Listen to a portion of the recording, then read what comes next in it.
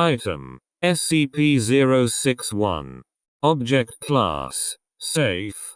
Special Containment Procedures. The source code for SCP-061 is to be kept on a standard archival quality read-only data compact disk, CD-ROM. 4 copies of the CD-ROM with the source code are to be stored in separate maximum security inanimate object lockers. Except for purposes of approved experimentation, SCP-061 is not to be loaded, compiled, or run. Research proposals for SCP-061 require written approval from Site Command. Only 1 copy of the CD-ROM containing the source code for SCP-061 may be used at a time. The CD-ROM is to be returned to storage immediately after having been used to load the source code for SCP-061 to a device.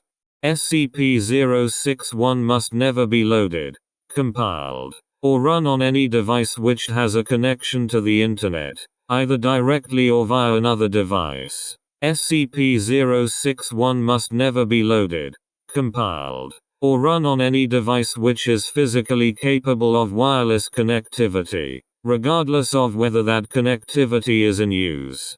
For purposes of approved experimentation, SCP-061 may be loaded, compiled, and run on a LAN consisting of no more than 3 devices plus peripherals. No devices are to be disconnected from the LAN during experimentation. Following the conclusion of experimentation, all devices within this LAN are to be immediately reformatted. Audio output peripherals for this LAN are to be contained within an observation chamber surrounded with noise-canceling vacuum insulation. In the event of a perimeter breach by hostiles during SCP-061 experimentation, all devices within the LAN are to be immediately destroyed.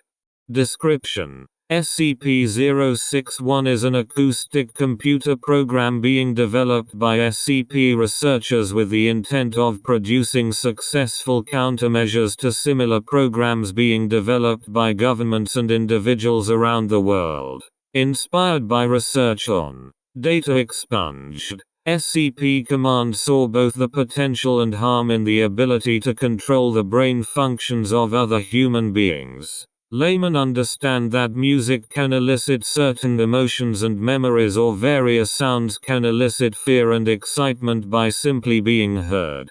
Governments around the world have been attempting to expand on that premise for decades. SCP research is the first to elicit responses on higher mental activities.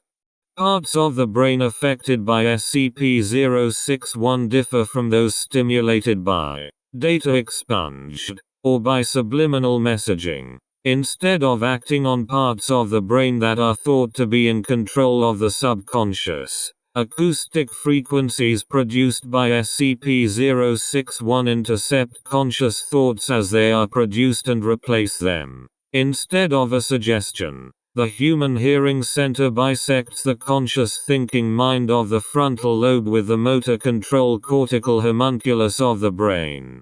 A baseline rhythm convinces the rest of the brain that the conscious mind is asleep and effectively stops conscious thought from continuing to the rest of the brain. In return, the frontal lobe experiences a pause that resembles the psychological effects of anesthesia. Acoustic codes developed by SCP-061 are interpreted by motor centers in the brain as conscious instructions, and the subject typically acts accordingly. See Addendum 01.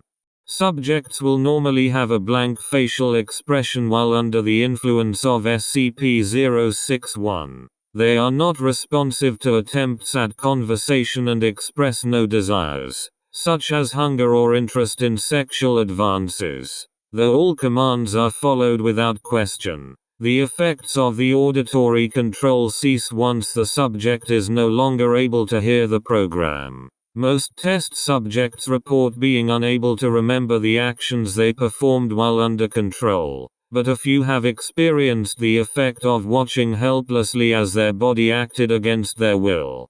The intent of such research is to discover ways to counteract the effects of auditory mind control. However, only two methods of countermeasures have proven successful as of yet. 1. The subject's hearing is impaired so that the individual can no longer hear the program, either by covering the ear or deafening the subject.